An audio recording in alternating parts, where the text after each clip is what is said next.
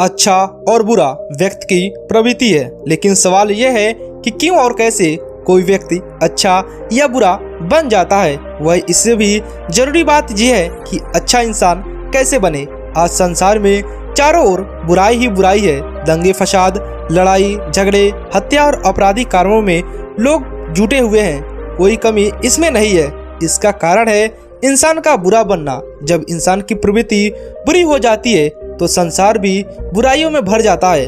गौतम बुद्ध के द्वारा बताई गई इस कहानी को आप पूरे ध्यान से सुनिए ताकि आपको पता चल सके कि लोग कैसे बुरा बनते हैं और कैसे बुरे से अच्छे दोबारा बन सकते हैं। एक गांव में एक शातिर चोर रहता था। पूरा गांव उस चोर के बारे में जानता था, लेकिन इसके बावजूद भी कोई उसे पकड़ नहीं पाया। उस शातिर चोर ने अपना संपूर्ण जीवन चोरी करने में लगा दिया। इतना ही नहीं, आसपास के गांव और नगर में भी उसकी बराबरी का कोई चोर नहीं था। चोर का एक बेटा था जिसे वह अपनी तरह ही शातिर चोर बनाना चाहता था। इसीलिए वो अपने बेटे से हमेशा कहता कि कभी किसी साधु या सन्यासी के उपदेश को मत सुनना। यदि कोई कुछ कहे तो अपने कान बंद कर वहां से भाग जाना। बचपन से ही उसका बेटा अपने पिता से इन्हीं बातों को सुनता आ रहा था, जिस कारण ये बातें उसके मन में बैठ गई थी। ऐसे में बड़े होकर बेटा भी अपने पिता की तरह एक शातिर चोर बन गया। एक दिन उसे बड़ा लालच आया और वह राजा के महल में चोरी करने के उद्देश्य से जाने लगा। तभी रास्ते में लोगों की भीड़ नजर आई। चोर ने देखा कि लोग एक सन्यासी के चरणों में गिरकर उनका आशीर्वाद ले रहे हैं। वे सन्यासी कोई और नहीं थे बल्कि वे गौतम बुद्ध थे।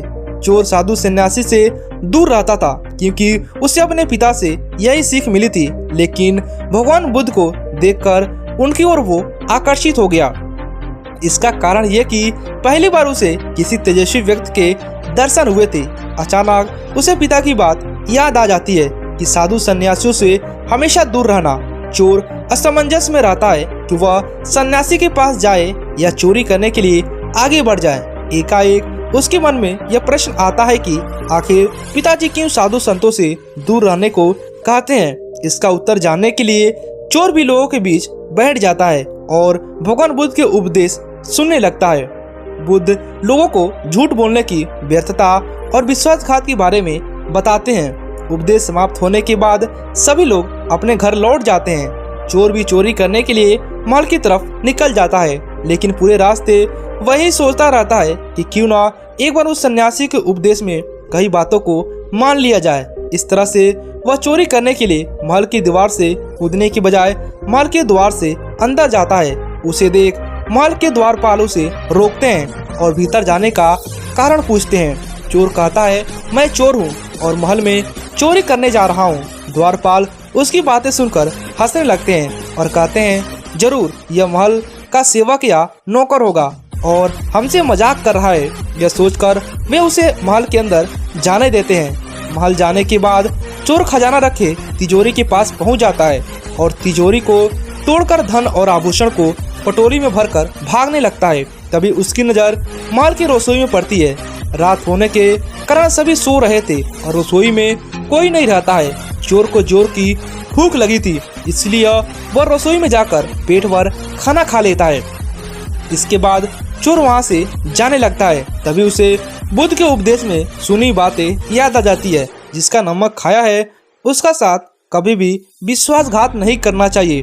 चोर सोचता है, मैंने इस महल का नमक खाया है, ऐसे में इनका धन चोरी कर इनके साथ विश्वासघात करूंगा। इसीलिए चोर चुराए हुए धन को रसोई में छोड़कर जाने लगता है। महल की एक व्यक्ति की नजर चोर पर पड़ जाती है और वह शोर मचा देता है, जिससे महल के लोग चोर को पकड़ लेते हैं और राजा के सामने ले जाते हैं। राजा चोर से पूछता है कि जब तुमने चोरी कर ली थी तो फिर इसे छोड़कर क्यों जा रहे थे।